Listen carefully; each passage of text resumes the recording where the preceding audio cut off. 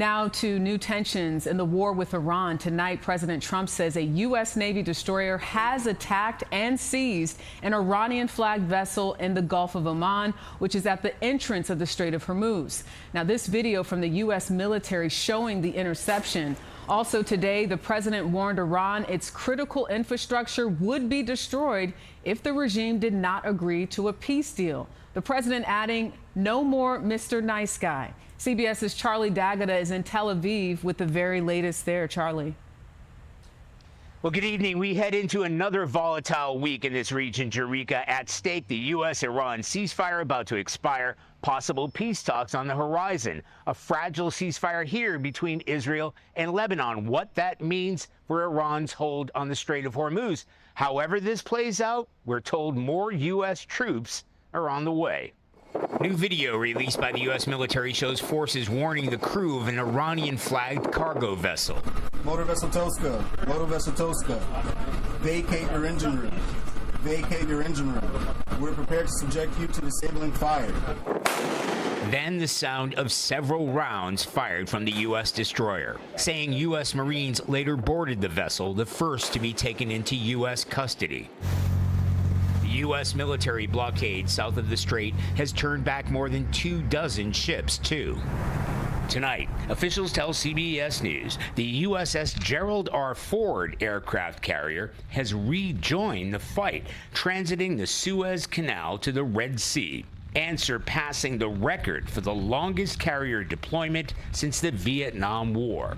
More than 50,000 U.S. troops remain in this region, and thousands more are on the way. The USS Abraham Lincoln aircraft carrier is the centerpiece of the blockade. And a third carrier, the George H.W. Bush, is expected to arrive by the end of the month. Israel and Lebanon entered into a temporary pause in fighting this week. Tentative end to hostilities that left more than 2,200 dead in Lebanon and around 1 million displaced. More than 30 Israelis were also killed in the latest round of fighting. Here in Israel, they're taking advantage of the relative calm, all too aware that it may not last. Is there hope that this ceasefire will last? Tell the truth, I don't know. I think so. Noam and Mor Barobko are parents to 2 young boys, now back at school after a 6-week shutdown. We are really happy. Kids are back. They started to learn again. With the clock ticking on the 2-week ceasefire between the U.S. and Iran, regime officials say that both sides are far from a final peace agreement. But tonight, Jerika, the chief negotiator, said on state television that Iran is hoping for lasting peace. Charlie D'Agata, thank you. Tonight, Iran state media is denying the country will send negotiators to Pakistan. President Trump has said U.S. negotiators will be there on Monday. CBS's Olivia Rinaldi is at the White House with some new information. Olivia. Good evening, Jerika. The vice president is expected to lead those talks, but the White House has not said when he will leave. We're talking to them.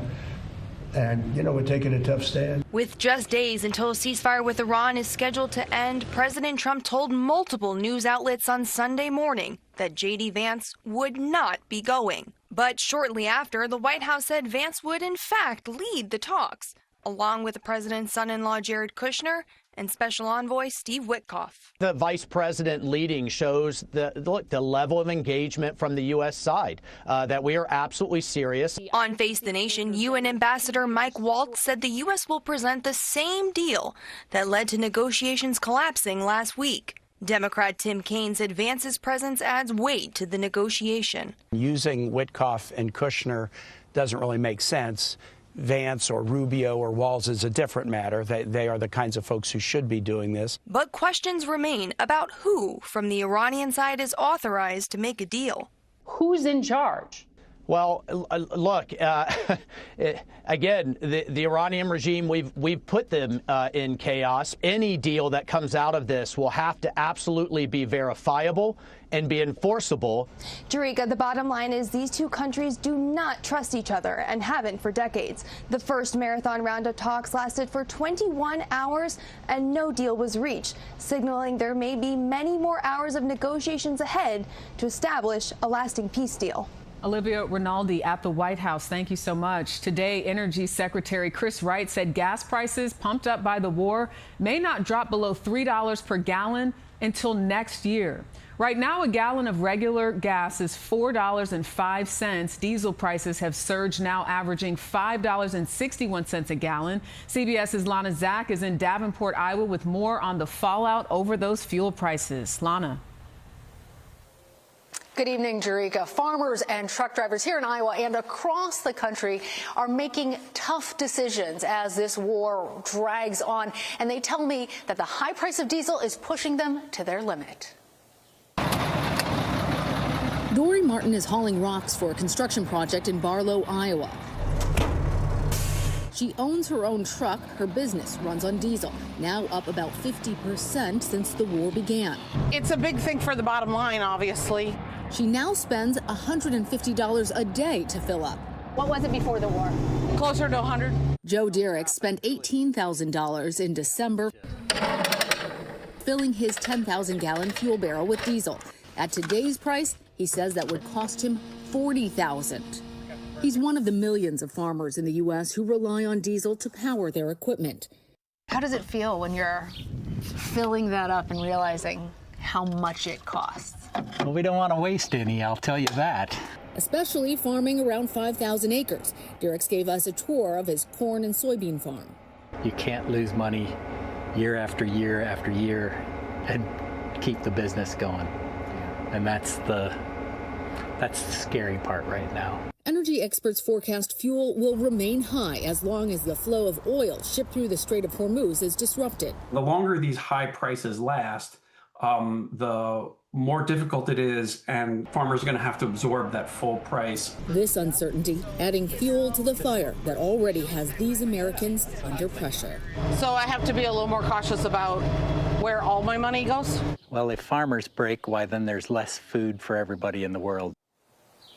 Experts warn even if this war ends immediately, that the high prices are likely going to affect farmers into next year's growing season and keep those transportation prices elevated for weeks to come. Jerika? They got to have lots of patience. Lana Zach, thank you.